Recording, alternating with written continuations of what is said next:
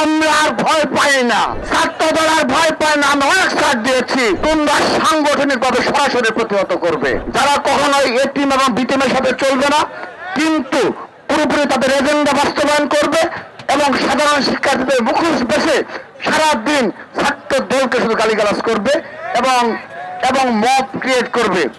একই অবস্থা বিরাজ করছে শাহজালাল বিজ্ঞান ও প্রযুক্তি বিশ্ববিদ্যালয়ে। এই শাহজালাল বিজ্ঞান ও প্রযুক্তি বিশ্ববিদ্যালয়ে সাধারণ শিক্ষার্থীর উদ্দেশ্যে বলছে, এখানে কি জাতীয়তাবাদী পরিবারের সন্তানরা নেই? এখানে কি ছাত্র দলের সমর্থকরা নেই? আপনারা দেখবেন এই গুটি কয়েক A team B team C team মিলে যুগ ফলে যতজন হয় তারাই আজকে মাঠে নেমেছে, তারা আজকে মব ক্রিয়েট করতে চায়। আমরা তাদেরকে বলতে চাই, হাজার হাজার শিক্ষার্থীদের মাঝে যখন দেখবেন শতাধিক মাত্র শিক্ষার্থী এই ধরনের পরিস্থিতি ক্রিয়েট করে, আমরা আর ভয় পাই না, ছাত্রদল আর ভয় পায় না। আমরা অনেক ছাড় দিয়েছি। এই গুটি কয়েক মুনাফিকদের প্রতিহত করার জন্য আগামীতে আমরা আহ্বান জানাচ্ছি, আমাদের পরবর্তী যে নেতৃত্ব আসবে তাদের নিকট আহ্বান জানিয়ে গেলাম, তাদেরকে তোমরা সাংগঠনিক ভাবে সরাসরি প্রতিহত করবে।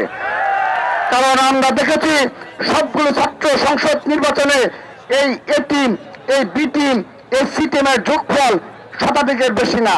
তারাই মিলেমিশে ভিন্ন রূপ ধারণ করে এ ধরনের মব ক্রিয়েট করে বার্তা দেয় তারা নাকি সাধারণ শিক্ষার্থীদের মুখপাত্র।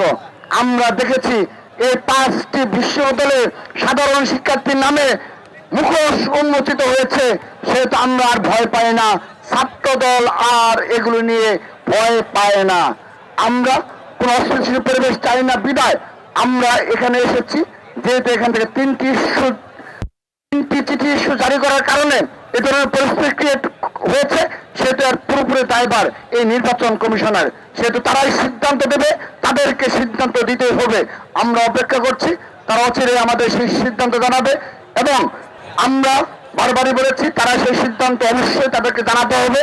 আমরা আমাদের পরবর্তী কিছুক্ষণ পর, আমরা দুপুরের পর তাদের সেই মূল্যায়ন দেখে আমরা পরবর্তী আমাদের কর্মসূচি ভিন্ন কর্ম